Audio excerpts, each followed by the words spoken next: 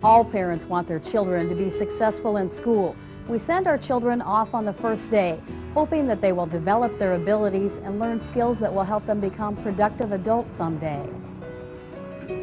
I'm Julie Lovell. As the mother of a child with special needs, I realize that some children have disabilities, invisible and visible, that interfere with learning and make it difficult for them to succeed in school. For these children, special education is available to provide them with the specialized instruction and supports they need to learn and grow. The special education that a child receives must be uniquely designed to meet that child's individual needs. This individualized program is described in a document that is called the Individualized Education Program, or IEP. The IEP guides a child's education for 1 year until a new IEP is written.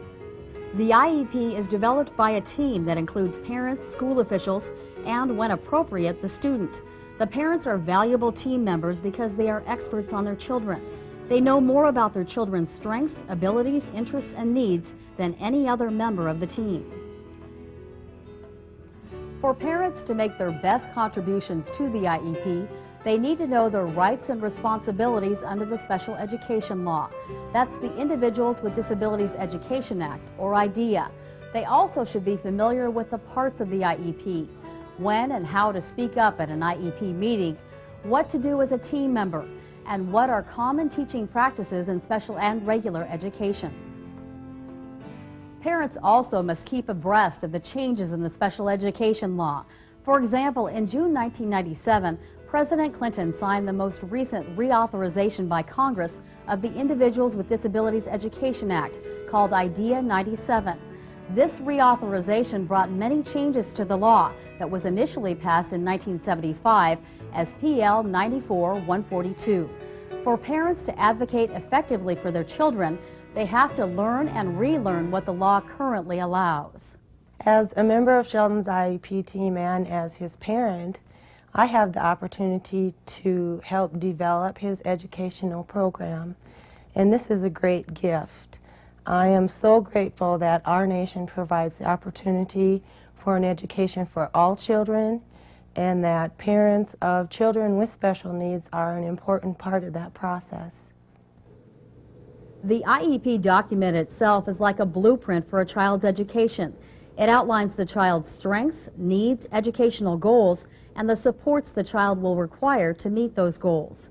The process of designing an IEP has 3 distinct parts. 1. Preparation before the IEP team meets. 2. The IEP team meeting itself when the document is written. And 3. Follow-up after the meeting when the IEP is being implemented in the classroom. Parents have important roles to play in all 3 steps. Before the IEP meeting, parents can prepare themselves by getting down on paper some ideas about what they would like their child to accomplish in school during the next year. My advice to other parents is to, first of all, learn everything you can about the special ed process and parent rights, and as much as you can about your own child's disability. And then to make a list of all of your concerns, your priorities, your expectations and hopes for the future, and to make copies of that list and take that with you to the meeting to share with the team. Also bring medical records and any accomplishments outside of school that might be important to the IEP team. Scheduling of IEP team meetings is supposed to be done at a time and place that are convenient for parents. Parents should receive written notice of an upcoming meeting. If the date or time is not convenient, parents can notify school officials and ask to have the meeting rescheduled. If parents speak a language other than English, or if a parent is deaf, the school district must provide a qualified interpreter.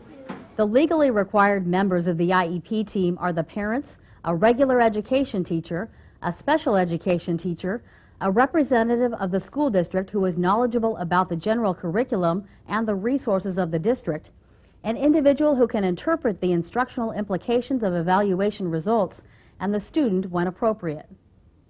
As a classroom teacher, it's my job as part of the IEP team to describe how the child learns, what the child does, and how that compares to the other children in the classroom. As a special educator, I can make suggestions about teaching methods and materials that might work with a particular child.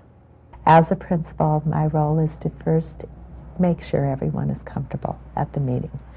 And then I have the opportunity to share with people what the curriculum is for the school district, for children at all grade levels, and specifically at that grade level. And then, of course, I have the opportunity to share what we have to offer children who have special needs in Billings Public Schools or in any school district. As a school psychologist, children are brought to me because they're having unexpected difficulty performing in school. It's my job to try to figure out why.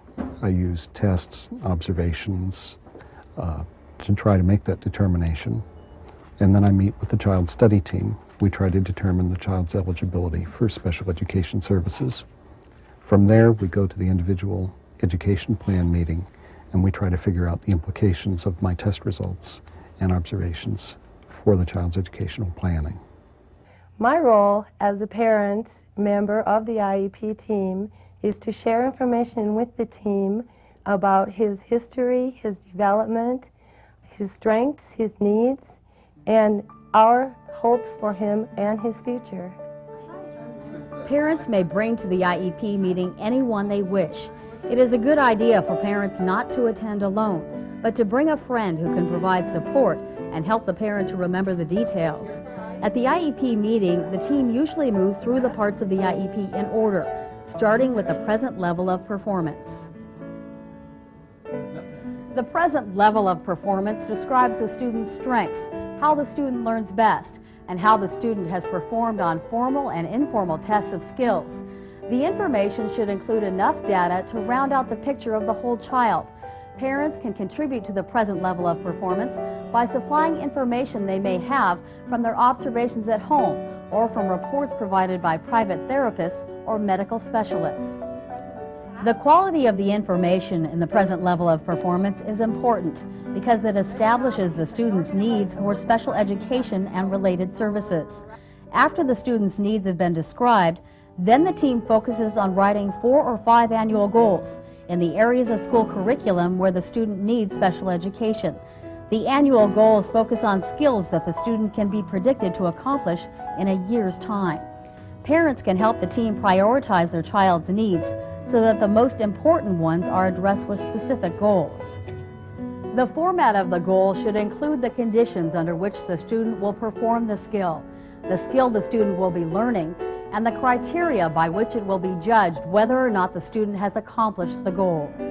For each goal, there should be benchmarks indicating the sequence of steps the student must take toward reaching the final goal. Under the new requirements in IDEA 97, the IEP must indicate the extent to which the student will be involved in the regular curriculum. The intent is to have high expectations for special education students and to provide them with the supports they need so that they can participate to the greatest extent possible in the same academic requirements expected of other students who don't have disabilities. We can have a tendency to expect too little of special education students. We need to be really careful that we look at each individual child and make sure the program that we design suits that individual child. We can't look at extraneous things. We have to look at the child and work from there.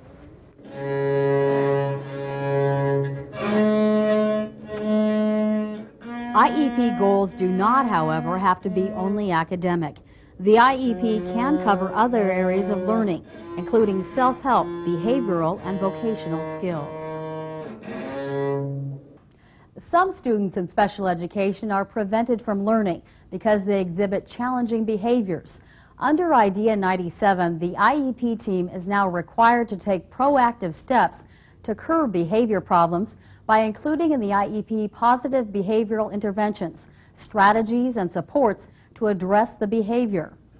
Other special considerations for the IEP may include language needs of children with limited English proficiency, Braille instruction and use for children who are blind, communication needs of children who are deaf or hard of hearing, assistive technology, for example, computer-assisted instruction.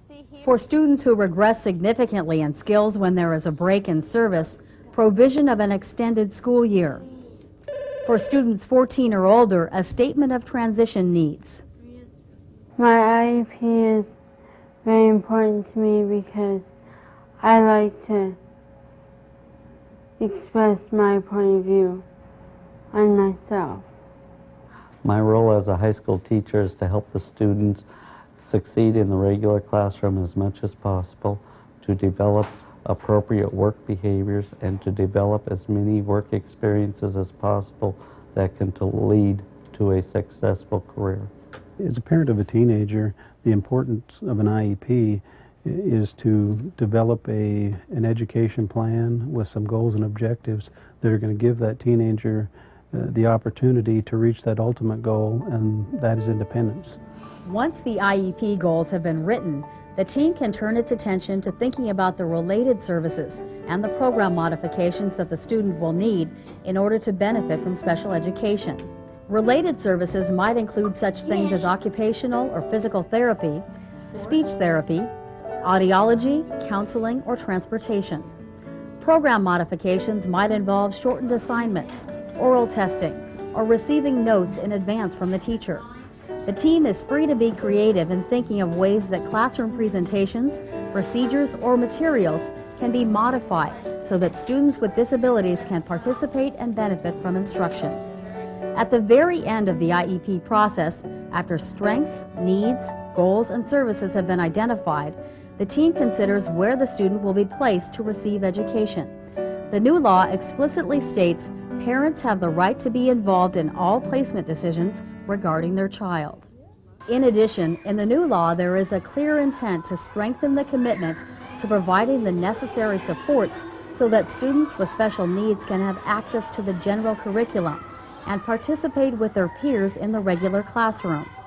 The presumption of the law is that students needing special education will be placed in the regular classroom with typical peers, unless the needs of the student cannot be met this way.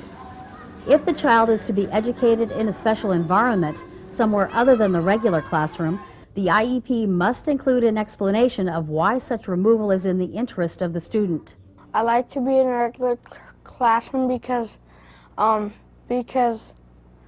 like to be with my friends and because I want to be a regular kid. Once the IEP has been written and signed, it must go into effect immediately. Schools must report to parents on their child's progress at least as frequently as progress of non-disabled children is reported. Because they are focusing on their child specifically, parents may be more likely to notice when an IEP is not working. If it becomes evident that a child is not making the progress expected toward the annual goals, parents can ask the IEP team to meet again and revise the plan. The IEP must be reviewed and rewritten at least annually, but any member of the team can ask for a meeting to revise the document sooner if there appears to be a need. If parents are satisfied with the contents of a proposed IEP, they should sign the document so that it can be implemented right away. If parents are not satisfied with the IEP, they do not have to sign it. Parents can try negotiating informally with the school district until disagreements are resolved. Or, if informal negotiations are unsuccessful, parents can exercise their due process rights by filing a complaint, asking for mediation, or requesting a due process hearing. For a good IEP, you have to be prepared, have everything written down, be ready to walk into the meeting knowing what you want for your child. And usually when you're prepared and you come into it, you'll find that your role as a parent is vastly improved. The IEP is a living document. Nothing's etched in stone, and it can change at any time to reflect the new needs of the child. An IEP meeting will not solve any problem. An IEP meeting will develop a plan for how we might try to solve a problem or how we might go about working on a specific problem. Problem solving is a long process and will only occur if parents and teachers communicate and continue to communicate through that process. Parents need to know that IEP meetings are bound to stir up feelings in themselves, that even though you go into the meeting trying to concentrate on the child's strengths, inevitably you have to talk about the weaknesses. And whenever you talk about a child's problems with the parents, it is bound to bring out feelings of guilt, grief, loss, concerns about the future, and reminders of the disability itself. And parents need to know that it's okay to be honest about these feelings, that they need to be honest about these feelings and share them with the team. Well, the good news about developing an IEP is it gives an opportunity for the parents, the educators, and community advocates to come together in a setting to develop a program that meets the needs of a child's learning, to provide them the opportunities to be successful and provide them the ultimate opportunity of being independent. My goal is to be a secretary receptionist. Goals for success. That's what the IEP process is all about for parents, students, and educators. If you want to learn more about how to build collaborative IEP teams and write effective individualized education plans, contact Parents Let's Unite for Kids, or PLUC, Montana's Parent Training and Information Center at 1-800-222-7585.